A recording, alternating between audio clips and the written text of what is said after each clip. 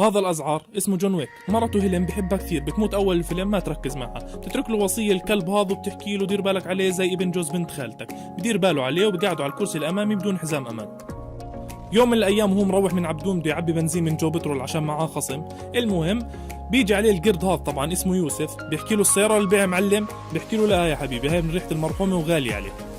شو بدك بالطويل بيدخلوا عليه على البيت بالليل بشمطوه على راسه وبيقطعوا وجهه كفوف وبقتلوا الكلب تبعه وصية الغالي وبسرقوا السيارة خاودوي. المهم معلم هذا اوريلو صاحب كراج السيارات بيحكي له وين جاب السيارة هاي؟ بيحكي له عادي شو سرقتها، بيحكي له ولك انت عارف لمين هاي السيارة؟ ولك انت بدك تجيب لنا مصيبة، وبشمطه بوكس بوقع مكياج وجهه، بيحكي له ولك هاي لجون ويك. ما علينا، هذا فيجو ابوه ليوسف ازعر ودواوين ومافيا، برن عليه صاحب الكراج وبيحكي له ابنك سرق سيارة جون ويك تفضل سيدي. بمسك ابنه وبشمطه بوكس، بطلع الحجاب الحاجز عند الرئتين، بقول له شو اللي عملته؟ ولك مش لاقي الا جون ويك، ولك مش لاقي الا جون ويك توقعنا معاه يا هامل. بقول له مين جون ويك؟ عادي بنقتله وبنخلص، شو هي يعني كثير الشغله؟ بيحكي له ما شاء الله عليك ما شاء الله عليك، ولك هذا احنا قبل ما يعتزل كنا نعتمد عليه كل اشي، وانت جاي تقتل الكلب وتسرق سيارته بعد موت مرته بيومين، ولك انت انجنيت انهبلت. المهم فيجو برن عليه عشان نحل الموضوع ودي بس على الفاضي، فبيبعت له 12 واحد يقتلوه في بيته، بيعلم عليهم كلهم يا غالي وبفقع عينيهم واحد واحد. واول ما يسمع فيجو بالخبر بقلب وجهه زي لون قميصه وصار لازم يتصرف. المهم بروح على واحد اسمه ماركوس وبحكي له من الاخر بدي اقتل جون ويك. كونتيننتال هوتيل مكان بتجمعوا فيه رجال المافيا والزعران، بيطلع عليه جون ويك وبحجز سويت طبعا لانه هو اصلا زبون عندهم قبل ما يعزل، بظبط اموره بفرد شنطته كل اموره طيبه. المهم ونستون ابيض هذا صاحب الفندق اللي نزل فيه بيحكي له شو رجعت على الشغل؟ بيحكي له رجعت عشان اخلص. بالليل بروح على البار اللي فيه القرد يوسف متذكرينه؟ المهم بقتل 5 6 7 8 مليون بني ادم والقرد يوسف بهرب، وهو بروح مصاب يعني على الخفيف. بالليل وهو قاعد بغني بتهجم عليه هاي البنت بدها تقتله، وماركوس كمان من ناحية تانية بده يخلص بس على الفاضي. وبعد ما يمسك البنت ويلحم وجهها كفوف وشمطها زي هيك بغمى عليها، وبخلي الاسمر هذا اللي اسمه هاري يدير باله عليها. المهم بيطلع توقيعة بتشمط راس زي هيك وبودع. طبعا بنفس الوقت عمك جون بكون بالمقر الرئيسي تبع فيجو بقتلهم وبهرق المصاري وكل اشي مهم، واول ما يطلع بلاقيهم بوجهه بصيدهم زي الذبان لحد ما تشمطوا سيارة زي هيك ويتكمصر. يقول له شو الوضع معلم؟ يلا بشوفك بجهنم. وقبل ما يخنقوه ماركوس بينقذه، وبعد ما يعرف مكان يوسف من ابوه خاوه ودواوين، وبعد ما يهدده بشمط رصاصة في الكلية اليمين وبموت. بعد ما يعرف فيجو من البنت انه ماركوس هو اللي ساعد جون، بمسكه بربطه وبيحكي له بعتني بكام يا عشري؟ بعتني بكام؟ بقتله وبرن على جون بيحكي له معلم تعال ادفن صاحبك يلا عينا خلص. عمك ونستون ابيض بمسك الخنزيره هاي وبقتلها وبفقع عينيها عشان خربت الدنيا، وبعد ما يقتلها برن على جون وبيحكي له معلم الحق فيجو قبل لا يهرب. المهم يا حبيبي برجع جون ويك بقتل له 5 6 7 8 مليون كمان مرة، وبالآخر بتقاتل مع فيجو. بعد ما فيجو يطعنه لجون ويك، جون ويك بمسك السكينة وبطعن فيها فيجو وفيجو بموت. بالآخر جرح جون ويك بكون مبين منه البنكرياس، بروح على صيدلية وبظبط وضعه وهو طالع بشوف الكلب هذا بيعجبه وباخده معه، وهو مروح بيقول له شو معلم شو بدنا نتعشى اليوم؟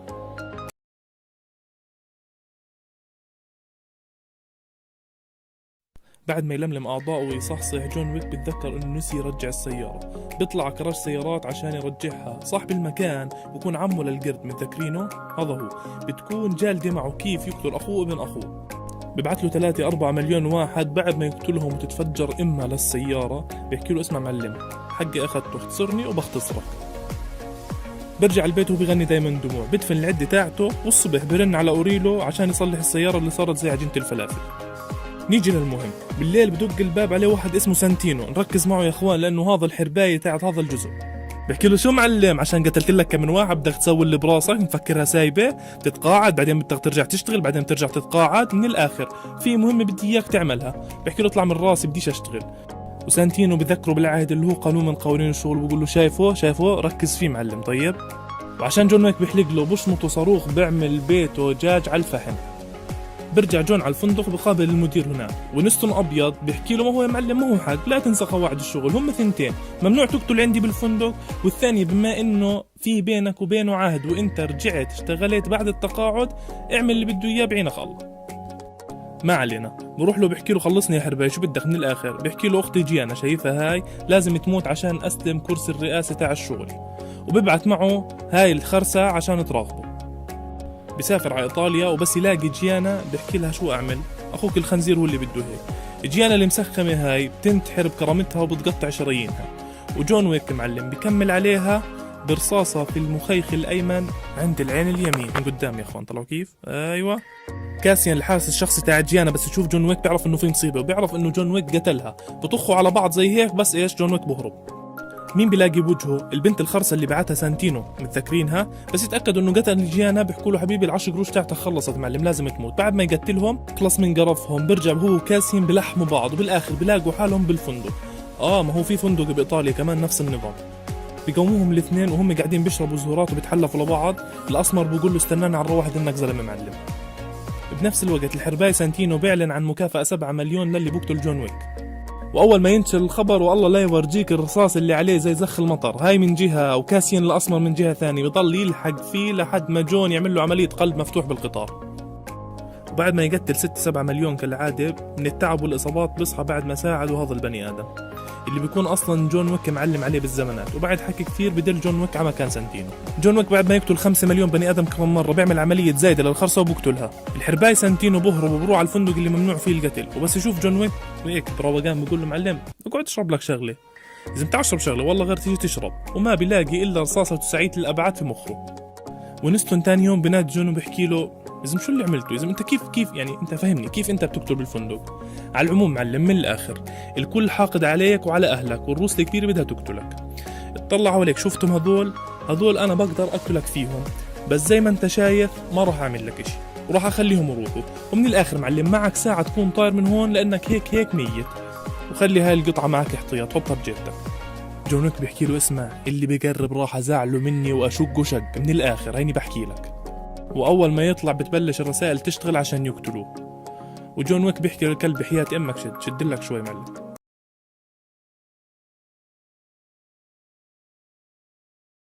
نرجع للأزعر اللي لسه بركض هو والكلب، وبيحاول يلاقي مكان يتخبى فيه خلال الضايل من الساعة زي ما حكاله ونصهم أبيض، لأنه راح يقتلوه لأنه قتل في الفندق وخالف الأوامر، وكان عارف إنهم أصدروا قرار إنه يقتلوه خلال ساعة. وعشان بيعرف إنه ما في وقت بطلب أوبر للكلب تبعه وبوديه على الفندق اللي ممنوع فيه القتل عند الأسمر متذكرينه. وطيران يا فخم على المكتبة. هذا يا إخوان جون ويك ما حداش بتوقع شو بيعمل.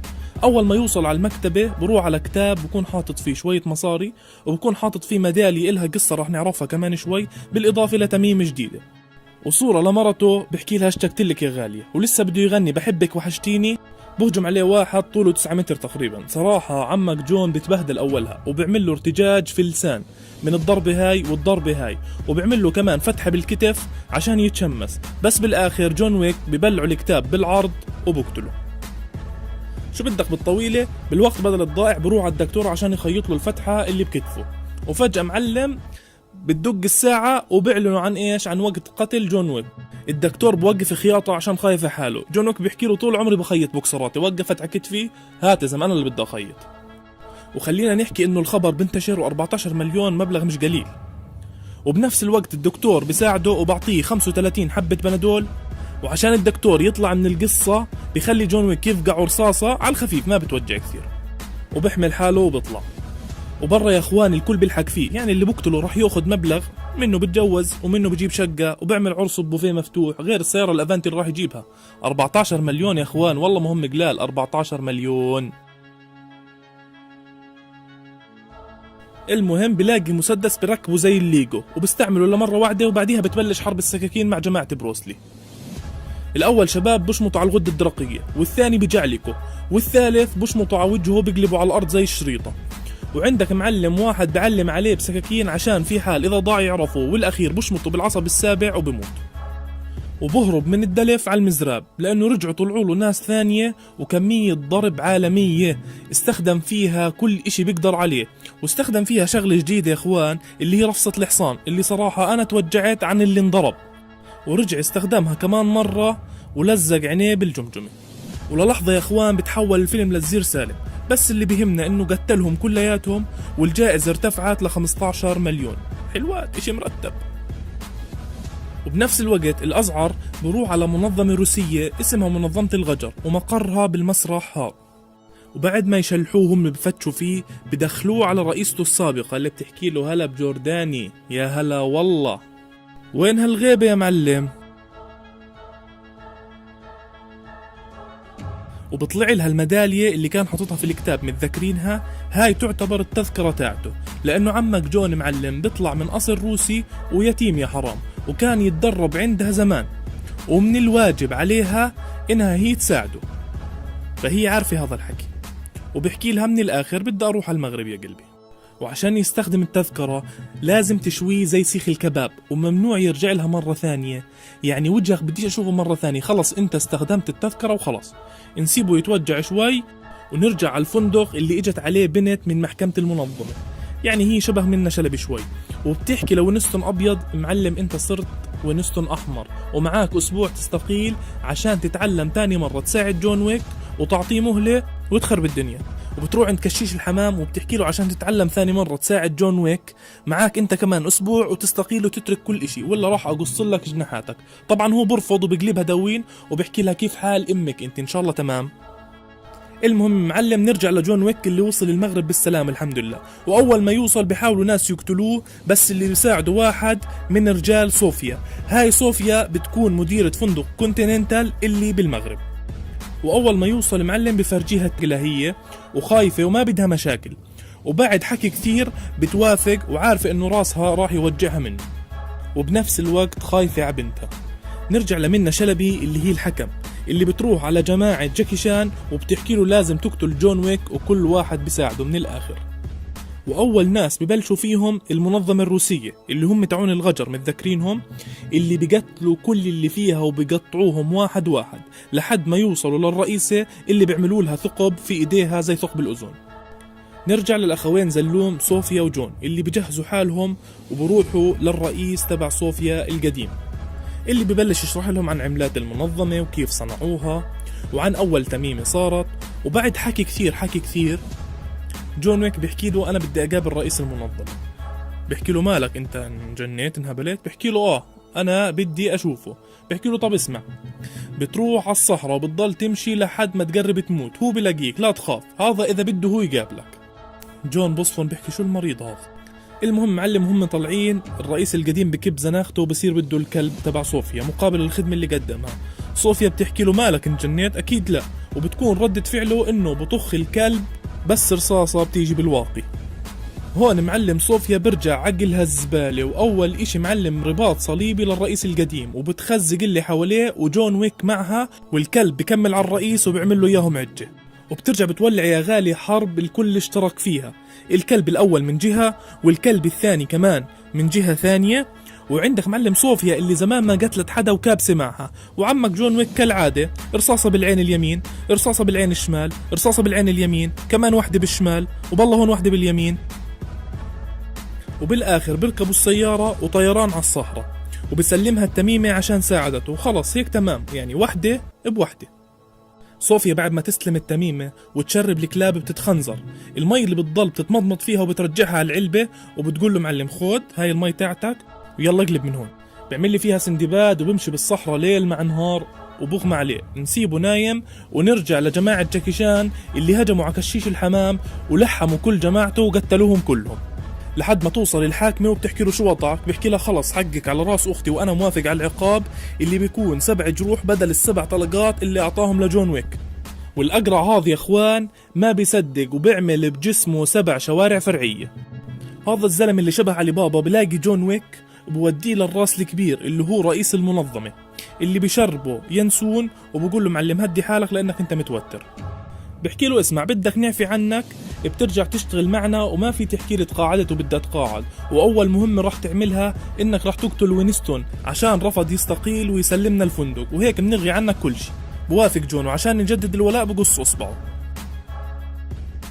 وبعطيه الخاتم تاع مرته هيلين.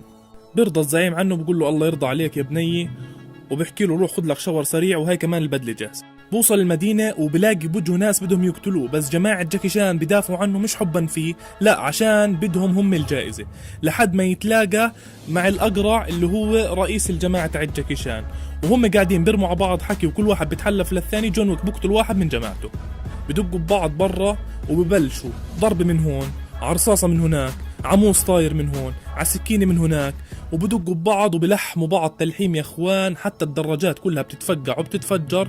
وجون ويك صراحة ما بيقصر في حدا، ما انتوا عارفين، من اول لحد ما يفجرهم ويهرب. بالاخر بوصل هو الاقرع على باب الفندق، وبحط ايده على الدرج على اساس انه هو صار بالفندق، وبطلب من الاسمر يقابل وينستون، ابيض او احمر يا اخوان اللي بدكم اياه، هسه اختاروا انتوا اللون. شو بدك بالطويلة؟ بوصل لوينستون وبحكي له من الاخر معلم جاي اطلع روحك. وينستون بحكي له ماشي، بس انت عارف شو راح يصير بعديها لما تقتلني بالفندق؟ راح ترجع لنفس القصة من اول. شو رأيك تحط ايدي بايدك ونتمرد على المنظمة بدل اصبعك اللي طاير هذا؟ وهم قاعدين بتناقشوا، بتوصل القضية اللي بتعرف من جون ويك انه ما بده يقتل وينستون، وكمان وينستون ما بده يستقيل وما بده يسلم الفندق. وهي طبعا الزناخة ما عندها مزح، عطول تلفون للإدارة، الإدارة بتشيل الصلاحيات عن الفندق وبصير أرض محايدة ولو انقتل فيه حدا عادي. والمنظمة ما تكذب خبر، باصين كوستر يا اخوان من اللي بحبهم قلبك معبايين قوات عشان يقتلوهم. وسأله حكاله جاهز؟ قال له طبعا جاهز. بخضع غرفة كلها أسلحة معلم، بحكي له نقي واستحلي، حلو العيد بدينارين، وبكون معاه كمان الأسمر بجهز حاله. بتولع كمان مرة، بس المشكلة هون إنه القوات لابسة صبة بطون، رصاص ما بدخل فيها. بس عمك جون عرف كيف يتعامل معهم، وبلش يضرب على نقاط الضعف، وهربد عرض خواتهم واحد واحد، ما خلاش عيون، ما خلاش ايدين يا اخوان اتكسرت، نفخ وجوههم ما خلاش حدا، لحد ما وصل لجماعة الأقرع. وهم قاعدين بتقاتلوا معه بلحموا بعض، وهم أصلا مبسوطين إنهم بتقاتلوا مع جون ويك، يعني هذا شرف إلهم. سيبك من الهبل هذا، جون ويك بحركة جون سينا بنهي الموضوع كامل، وحتى الأقرع بيعمل له عملية استئصال للكبد وبحكي له عندك مراجعة الخميس الجاي. بترجع القاضية هاي لوينستون وبتحكي له اسمع هذول اللي بعتناهم شوفي المفروض إنه إحنا ضد بعض، مال أهلكم انتو ولا في خنزرة هون من الآخر شوفي. بصفن فيه بحكي له اهدى شوي، قال بدها تتفاوض. فجأة بعد ما تفكر كثير بتوقف وتقول له انت ولا، وهاي الخنزيرة بتقول لهم خلص تمام هسه ارجعوا اشتغلوا. وقبل ما تروح بترجع وبتحكي لهم جون ويك اختفى، بعرض خواتكم انه الموضوع بلاش يرجع يخيطنا ببعض. وبالاخر معلم واحد من زلام كشيش الحمام بكون لاقته لجون ويك وجايبه هيك وبرميه زي شوال البطاطا، وكشيش الحمام اصلا مولع معه من المنظمة عشان الشوارع اللي بوجهه. وبسأل جون ويك معلم جاهز للرد يا غالي؟ بحكي له جاهز، بس بدي سنتين اتعالج من اللي انا فيه يا ابن الحرام.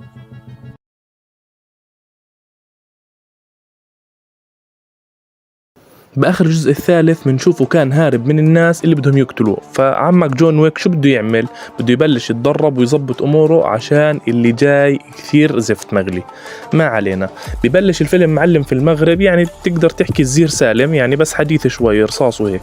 رايح على رئيس المافيا كاملة بقول له معلم أنت قلت إنك بدك تقتلني وبتطلع جواز، شو رأيك نخلص الموضوع؟ يعني فنجان قهوة سادة، هيك العرب بيحكوا. قال له أنو فنجان قهوة سادة، بدك تموت بدك تموت. قال له يعني هي مطولة مع عرضك، شفت مخك الشمال بدي أفجر أهله، بقتله هيك بكون كسر كل القوانين. نسيبه شوي ونرجع لمين؟ للمندوب اللي بعته القاضي لمين؟ الفندق تبع الكونتيننتال اللي هو ممنوع حدا يقتل فيه، واللي هو وينستون يا اخوان، متذكرينه ابيض او احمر مش بتذكر. المهم بقول له المعلم سكر الفندق يلا روح على الدار. بقول له شو سكر الفندق؟ في عندي ماخذ شقه اقساط انا معلم.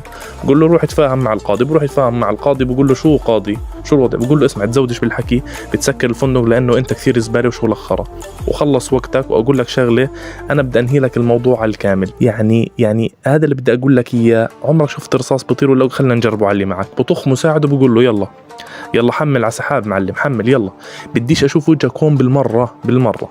نسيبه ونروح للصراحه القنبل اللي بالجزء الرابع اللي هو هذا البني ادم دونيان اسمه، هذا تبع اونج باك او اشي زي هيك. هذا يا اخوان بيهددوه ببنته، بيقولوا له انت قاتل ماجور بدك تقتل لنا جون ويك. بقول لهم شو الطريقه يا اخوان؟ انتم مش شايفين انه انا اعمى؟ بقول له بعرف انك اعمى بس بدك تقتله، هذا اللي عندي بدك تقتله.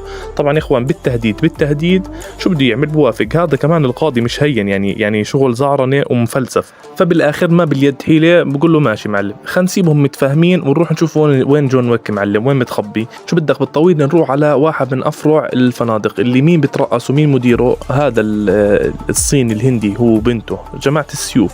المهم معلم بيجي عليه جون ويك بقول له على العافيه معلم شو الاخبار؟ بقول له تعال تعشيت؟ بقول له لا ما تعال، بقول له تعال جايب لك شويه حمص وفلافل وحتى شاي غزلين، ايش اللي بحبه قلبك، تعال كل والباقي عندي معلم، انت في حمايتي. خلاص دق صدره الزلمه، قال له اشرب الشاي وما عليك. وفيش معلم دقيقه الا جماعه القاضي جايين، بقول لها وين ابوكي؟ بتقول له هسه بنادي لك يا يابا، في جماعه بدهم اياه. بقول له خليك اتعشى والله ما بتقوم. كون عارف الطبخه هو، بروح بلم جماعته كلهم بقول لهم تعالوا في قصه طرمه هسه بدنا نلعب حرب اهليه، السلاح اشي فخم. المهم بقول له تفضل يا اخوي. بقول له وين جون ويك؟ بقول له مين جون ويك؟ مش عندي جون ويك. بقول له يا حج وين جون ويك؟ لا خربط لك نظاراتك، عنديش حدا، انا ما بعرفش حدا بالاسم هذا. بقول له انت متاكد؟ بقول له الا مين داخل؟ الاعمى الخطير. بقول له هلا والله شو الاخبار، زمان ما شفتك بتشوف. قال له لا اموري طيبه. وين الحج تبعكم؟ بقول له ما فيش حج. قال له انت اللي اخترته لحالك. قال له بس استنى شوي، بتعرف اني انا مش دافع فاتوره الكهرباء؟ وبفصل الكهرباء معلم وكون استعداد. بقول لهم نار معلم، وهون بتبلش حرب اهليه بس على الخفيف، سكاكين. اسمع عنده الطخ، كيف لما انت مثلا ترمي كيس بزر هيك نازلين طخ وقتل يمين بشمال. وهذا مساعد القاضي مش هين كمان، والصيني وجماعته برضه مش قلال. لما يصفي بقول له معلم يا بتخزق عيني يا بخزق عينك. الا داخلين جماعه ثانيين، ما خلص الموضوع ولع، بيتراجعوا هدول جماعه ملثمين، هدول احدث شوي. وتيجي البنت بتقول له مطول يا جون ويك انت هون؟ خلص ملقت. بقول له هسه بدي افرجيك بده يصير. والبنت مع جون ويك بتبلش حرب، خلص يعني مشاكل. طبعا جون ويك يا اخوان هذا الشخص ال 305 قتلوا خلال الثلاث اربع اجزاء، وكلهم نفس الطريقه، على الراس بطخ على الراس. طبعا المخرج عارف انه المشاهد راح يمل، فبدخل كمان ناس يقتلهم جون ويك، ودخل هالمره جماعه السومو، يعني بده يشكل في انواع القتال. هون بقرر الاعمى يقول لك خلص بكفي اكل، انا بدي اتدخل، وبلش يضخ يا اخوان جنبه طرف. طبعا هو بطخ عشوائي، والمخرج بقول له صيد يلا ما عليك انا بدي اصيد لك اياهم. بطخ لك معلم وبركب اجهزه انذار. قال بطخ الناس عن طريق اجهزه الانذار. لا تسالني كيف، المخرج قال له اليمين شمال واضرب، ونازل بقتل فيهم ما تقول شايف. طب انا لو اقعد 4 سنين مش راح اعرف اللي بعمله وانا بشوف، فما بالك واحد اعمى. ما علينا، نرجع لمين؟ للبنت وجون ويك اللي نازلين شغالين، كسر رجلين، تقطيع ايادي، مراره بتفقع، كليه بتطير.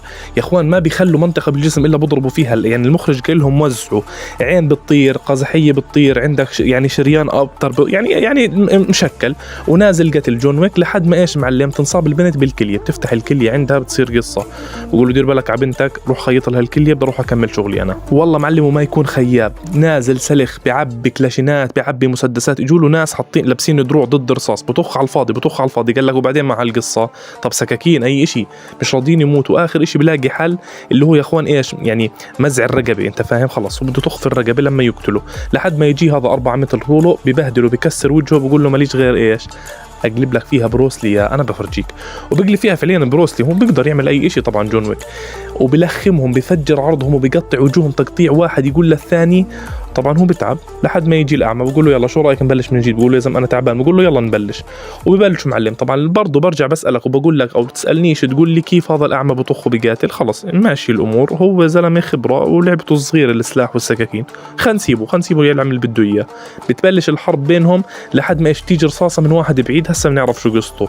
وبنفس الوقت الجائزه صارت على جون ويك 20 مليون، والكل قاعد بدور عليه وهو متخبي. بيطلع له واحد بقتله، بيجي عليه الاسمر، وهذا بني ادم بتعقب فيه بده يقتله. بقول له بس مش راح اقتلك عشان الجائزه تعلى، يعني الزلمه طماع. نسيبه ونروح للزلمه اللي بده يودي بنته على المستشفى. انت لهسه وين؟ بنروح على المستشفى، بلاقي الاعمى بقول له وين رايح؟ بقول له بدي اخذها الكليه. بقول له بس قبل ما اخذها على الكليه بدي اقتلك.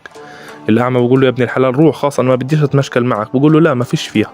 بتبلش حرب بيناتهم برضو نفس الاشي، يمين شمال رصاص، ما فيش رصاص هون، سكاكين ما سكاكين، لحد ما يقول له روح يعني بديش اقتلك. بس بالاخر بيفقعوا سيف يعني في المرارة مع الزايدة وبقتله، وبلبس نظارته وبقول له على العافية. شو بدك بالطويلة؟ نرجع لجون ويك اللي طالع على القطار ولا كأنه قتل 600 قبل شوي.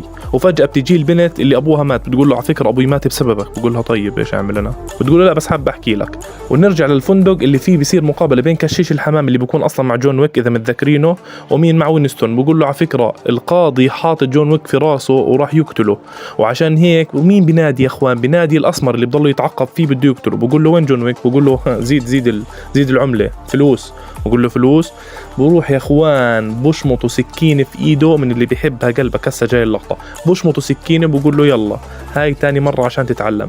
برضه بتيس الاسمر وبقول له بدي اشيل ايدي وما بدي اقول لك وين لما تجيب لي مصاري، بقول له ماشي انا بفرجيك. وفجأة جون ويك بيلاقي وينستون بقول له ذاكر حسبت عنك اخر عشاء انت خاين. قال له اذا انه عشاء انا جاي اقتل القاضي. بقول له القاضي ما بزبط تقتله هيك، لازم بقتال رسمي، غير هيك راح يعني الموضوع ينفضح ويضلهم يجيبوا واحد ثاني. هذا الحكي اللي بيخلي عمك جون يخلط ويرجع لمين؟ لعيلته القديمة اللي ربوه وهو صغير. بقولوا له هلا بالغالي رصاصة بوجهه بفجروه. متعقب الاسمر بكون عارف، بيحكي مع القاضي بقول له اقتله ما عليك، عندي الموضوع انا بزيدك مصاري. بقول له ماشي. بتعلق. وليش طبعا بتعلق؟ بتيجي عليه المسؤولة بتقول له انت خالفت القوانين وخليت المنظمة تقتل ناس كتير منا، وهسه جاي بدك ترجع للعيلة. وقول لها انا تحديت القاضي، وعشان اتحدى القاضي لازم اكون تابع لعيلة ومعاي كود. طبعا شغلة انه يتحدى القاضي بتخلط في راس الرئيسي، بتقول له انت بدك تتحدى القاضي، انا ما عندي مشكلة برجعك للعيلة بس بشرط في اللي قتل ابوي بدي اياك تقتله. بقول لها ماشي، يعني هو ما عنده مشكلة غير انه يوافق، يعني لازم يوافق. بروح عشان يقتلوا لهذا ابو اسنان ذهب 4 كيلو ذهب. مين بيلاقي غاد؟ بيلاقي غاد الاعمى، وبيلاقي غاد كمان جنبه على الجهة الثانية المتعقب الاسمر اللي قال له هذاك اقتله بزيدك مصاري. فصفى 3 بدهم يقتلوا جون ويك، وهنا مشكلة يا اخوان. طبعا ابو اسنان ذهب بقرر يلعب لعبة اسمها لعبة الموت عشان يشوف مين يقتل الثاني، بس هاد خنزير غشاش، وجون ويك اخنزر منه، بيعرف انه غشاش، بيسلخوا سكين في الشدة. طبعا الشدة بتجرح عندهم عادي، الامور طيبة. ومنتفاجأ فجأة انه بتقلب حرب اهلية، وجون ويك 100,000 واحد بيحاول يهجم عليه ويقتله، وهو الاساس عنده انه بده يقتل هذا عشان الرئيسي هديك انه هو اللي قتل ابوها، بده ترضى عنه وتدخله بالعيلة.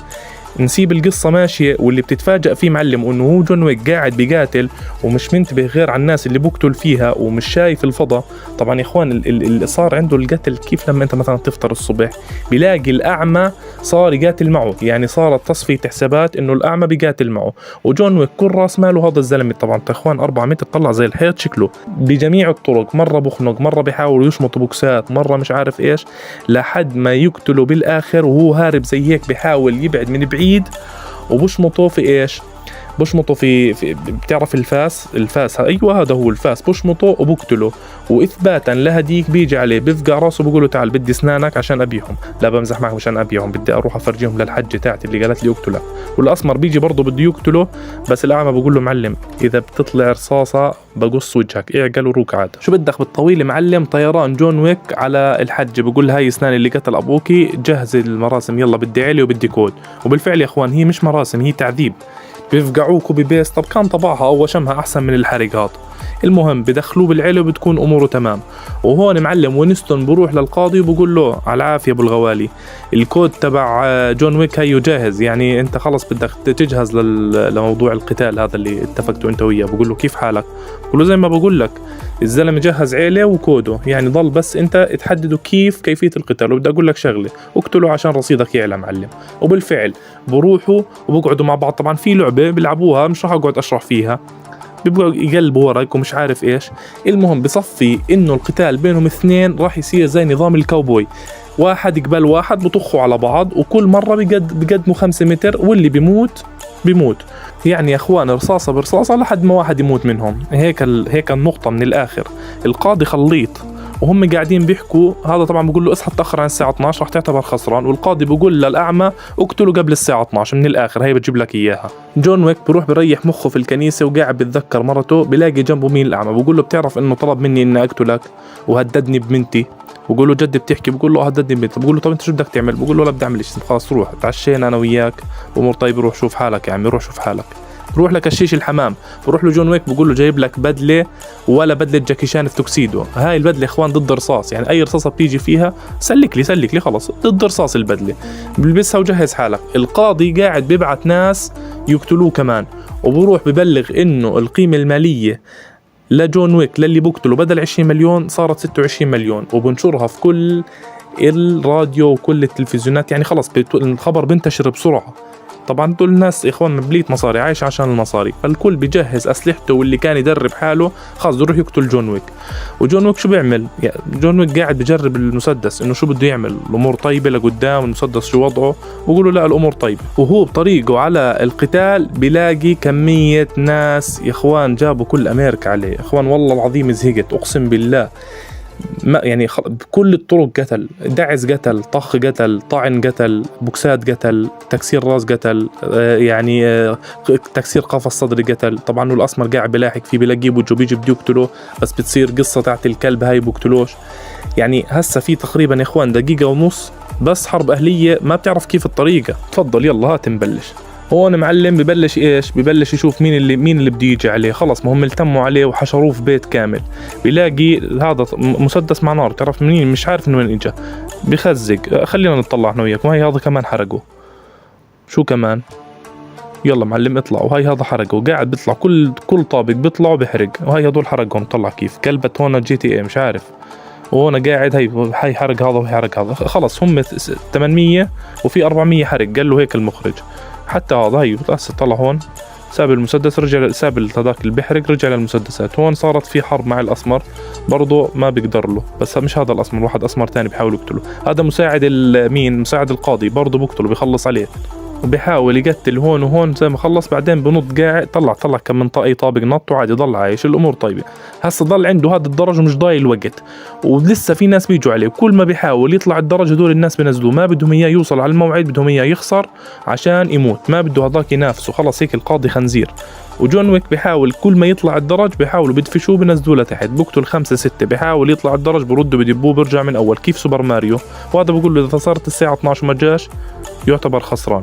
مين اللي بيساعده؟ الأعمى. بقول له قوم معلم بدنا نطلع، أنا من جهة وأنت من جهة، ونشوف أنو الزلمة اللي بده يوقف في وجهنا. ويا حبيبي لما يكون واحد أعمى وواحد شايف والأعمى أقوى من الشايف، طلع بصيد الركبة، رباط صليبي جبله بالركبة. وهون الأسمر كل ما يحاول يقتل جون ويك بتذكر إنه ساعد كلبه، وهذا المساعد تبع القاضي هو اللي كان بده يقتل قلبه. الأعمى بطخ ضربه كم من ضربة زي هيك بس ما بيموت. بس كيف بيموت؟ بقولوا للكلب خذ ثأرك أيها الكلب الشاطر البطل.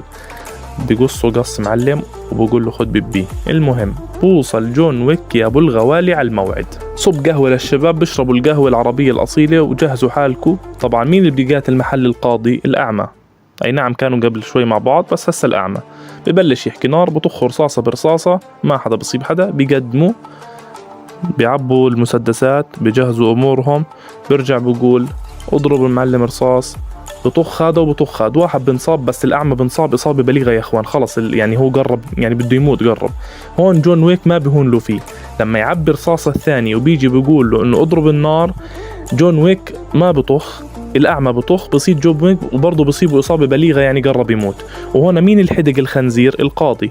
بروح للأعمى بقول له اسمع أعطيني مسدسك، خلص قرب يموت. ونستون بقول له معلم ما بيصير هذا اللي بتعمله. بقول له ما دخلك. بس جون ويك بقول له آخر راس بفجره في الدنيا بده يكون راسك يا خنزير. بفقعه بفجر مخه وهيك بيرجعوا صحبة. بس المشكلة إنه جون ويك بيموت آخر الفيلم.